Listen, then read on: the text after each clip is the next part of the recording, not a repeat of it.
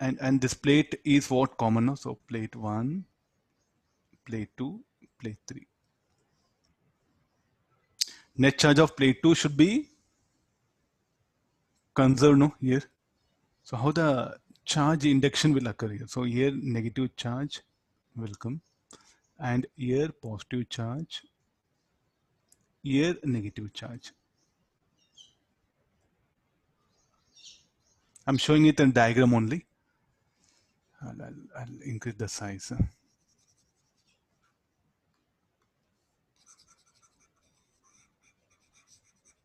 I'll magnify it and I'll show the thing, that one. Very small problem, that charge distribution also you are supposed to work out and check how the capacitor appears here. Yeah, diagram is visible. So let's focus on the charge. The charge Q will flow here. This will go and deposit here, plus Q. It will induce charge on left part minus Q.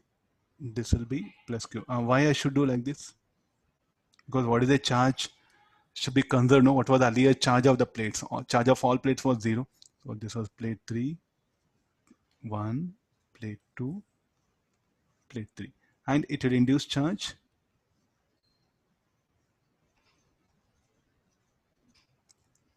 And from here the charge will enter. Conservation of charge principle. So look at the field, the direction of field here will be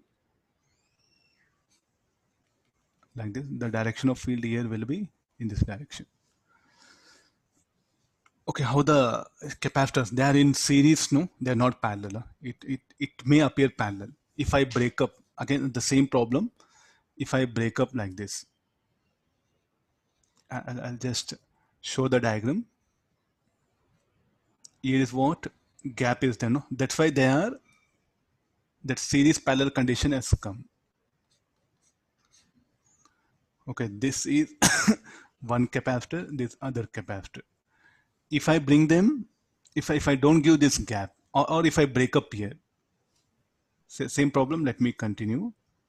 If I give, I think if I give gap, not possible. What about here? Because the other plate is isolated, no? Nowhere anything, we can say anything about, no flow of charge, anything will occur here. There'll be charge induction will occur at this particular point. Now instead of this, I'll fill up the gap in both the plates. Now what conditions will arise? Sir, Yeah. the negative charge on plate 3 will have some influence on plate 2. So how can we tell that the left side charge will be minus Q and right side charge will be plus Q on plate 2? I think you should. I highlighted something. Look at. Okay.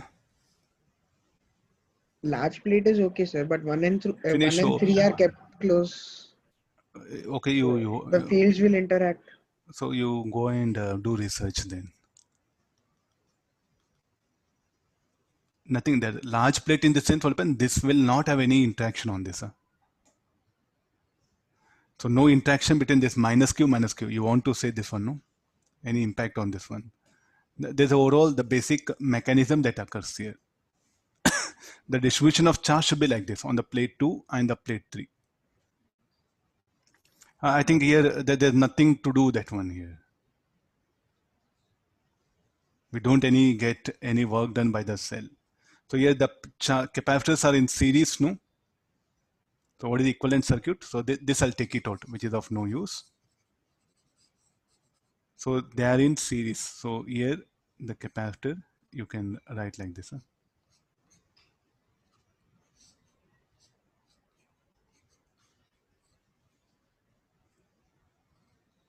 This is V, C1, C2. Okay, small numerical, really, this you don't bother that one. Parallel at separation to each plate has area A.